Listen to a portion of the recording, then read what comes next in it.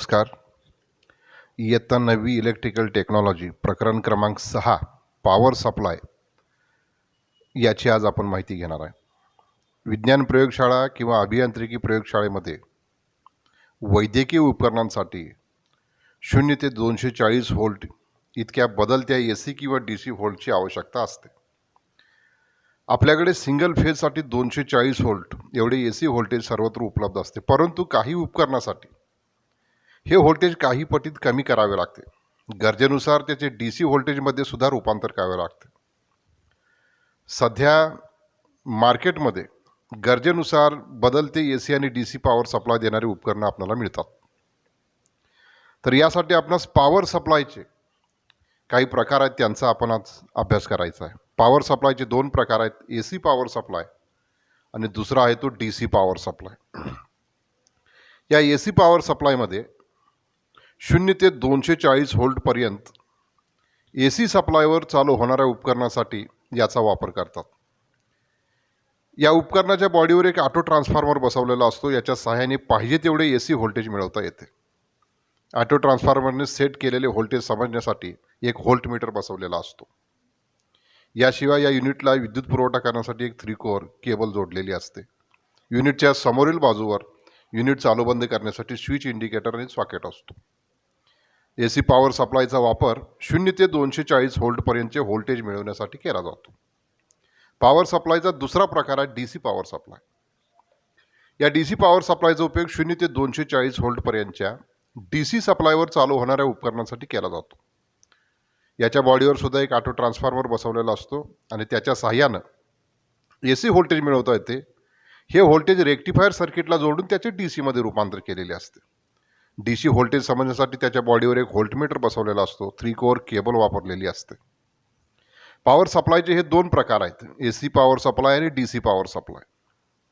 आता आपणास AC current म्हणजे काय आणि DC करंट म्हणजे काय हे आपण समजावून घेणं गरजेचं आहे. सध्या वीज ही आपल्या दैनंदिन जीवनाचा एक अविभाज्य घटक आहे. AC आणि DC हे 2 प्रकारचे करंट आपल्याकडे असतात. आपल्या देशामध्ये 2 प्रकारची वीज वापरली जाते. DC सप्लाय, त्याला DC पॉवर किंवा DC करंट असं म्हणतात, आणि AC सप्लाय, AC पॉवर किंवा AC करंट.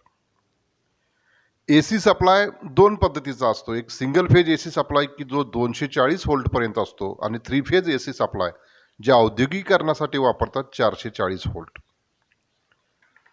आता पहिल्यांदा आपण DC सप्लाय याची माहिती घ्यायची. DC सप्लाय हा असा सप्लाय असतो की जो आपली दिशा आणि किंमत स्थिर ठेवतो. हा सप्लाय चालू झाल्यापासून ते बंद करेपर्यंत त्याची दिशा, किंमत तसेच पोलॅरिटी बदलत नाही. त्यामुळे DC सप्लायला फ्रिक्वेन्सी म्हणजे वारंवारता नसते. DC सप्लायची पोलॅरिटी ही पॉझिटिव्ह आणि निगेटिव्ह, धन आणि ऋण याने दर्शवली जाते. बॅटरी, सेल, डायनामो, जनरेटर यांच्यापासून आपण DC सप्लाय मिळवू शकतो. आता स्क्रीनवर जी आकृती दिसते त्याच्यामध्ये 1.5 व्होल्टच्या बॅटरीपासून आपण सप्लाय घेतलेला आहे आणि बल्ब चालू केलेला आहे. त्यानंतर पुढची ही जी आकृती आहे याच्यामध्ये आलेख दाखवलेला आहे, वेळ आणि DC राशी. याच्यामध्ये सप्लायमधील व्होल्टेज आणि प्रवाहाची किंमत आणि दिशा अजिबात बदलत नाही, ती एकसारखी स्थिर राहते, असा DC सप्लायचा आलेख असतो. दुसरा प्रकार आहे AC supply, AC power. AC सप्लायमध्ये दाब किंवा प्रवाहाची किंमत व दिशा ही सतत बदलत राहते. आपल्या घरामधील सप्लाय हा 240 व्होल्टचा AC सप्लाय असतो. अल्टरनेटरद्वारे आपण AC सप्लाय मिळवू शकतो. AC सप्लाय समजण्यासाठी समोर दिलेल्या स्क्रीनवरच्या आकृतीमध्ये 240 दाबाचा AC सप्लाय AC जनरेटरमधून दिलेला आहे. अशावेळी बल्बमधून करंट वाहतो. सप्लायमधील व्होल्टेज आणि प्रवाहाची दिशा आणि किंमत ही सेकंदाला बदलत असते. व्होल्टेज किंवा प्रवाहाच्या एका फेऱ्यास 1 सायकल असं म्हणतात. अशा सेकंदामध्ये 50 सायकल पूर्ण होतात. या सेकंदामध्ये पूर्ण होणाऱ्या सायकलच्या संख्येला फ्रिक्वेन्सी असं म्हणतात. फ्रिक्वेन्सी F या अक्षराने दर्शवतात आणि हर्ट्जमध्ये मोजतात. फ्रिक्वेन्सी मीटरच्या सहाय्यानं मोजता येते. आपल्या देशामध्ये असणाऱ्या AC सप्लायची फ्रिक्वेन्सी ही 50 हर्ट्ज इतकी असते. तर AC आणि DCचा अभ्यास केल्यानंतर काही इलेक्ट्रॉनिक्स घटकांना DC सप्लायची गरज असते. आणि त्यासाठी आपल्याला ए सीचं डी सीमध्ये रूपांतर करणं हे अतिशय गरजेचं असतं. आपल्या घरामध्ये विद्युत कंपनीकडून येणारा सप्लाय हा 240 व्होल्टचा ए सी असतो. या ए सीचं डी सीमध्ये रूपांतर करावं लागतं. आता विविध ठिकाणी वापरले जाणारी इलेक्ट्रॉनिक्स उपकरणे चालू करण्यासाठी डी सीची गरज असते. तो सप्लाय आपण बॅटरी सेल किंवा जनरेटरपासून मिळवू शकतो, परंतु बॅटरी सेल हे कालांतराने खराब होतात, तसेच योग्य व्होल्टेज देऊ शकत नाहीत आणि जनरेटर हे खर्चिक असतं. अशा वेळी ए सी व्होल्टेजचे रूपांतर डी सी व्होल्टेजमध्ये करून या सप्लायचा उपयोग करण्यासाठी डी सी विद्युत पुरवठा वापरावा लागतो. हा विद्युत पुरवठा वेगवेगळे इलेक्ट्रॉनिक घटक वापरून तयार केलेला असतो. आता या डी सी विद्युत पुरवठ्याचे 2 प्रकार पडतात: अनियंत्रित डी सी पॉवर सप्लाय आणि नियंत्रित डी सी पॉवर सप्लाय. पहिला प्रकार आहे अनियंत्रित डी सी पॉवर सप्लाय. अनियंत्रित डी सी पॉवर सप्लायमध्ये एक ट्रान्सफॉर्मर, रेक्टिफायर आणि फिल्टर अशी जोडणी केलेली असते. या सर्किटच्या मदतीने गरजेनुसार ए सी सप्लायचे डी सी सप्लायमध्ये रूपांतर केले जाते. या सर्किटमधील ट्रान्सफॉर्मरला मिळणाऱ्या व्होल्टेजमध्ये जर बदल झाला तर लोडला मिळणारे डी सी व्होल्टेज हे बदलते. म्हणजेच या प्रकारच्या जोडणीमध्ये मिळणारे व्होल्टेज स्थिर नसते, म्हणून याला अनियंत्रित डी सी पॉवर सप्लाय असं म्हणतात. आता या अनियंत्रित डी सी पॉवर सप्लायमध्ये जे घटक आहेत त्यांची थोडक्यात माहिती घेऊया. पहिला घटक आहे ट्रान्सफॉर्मर.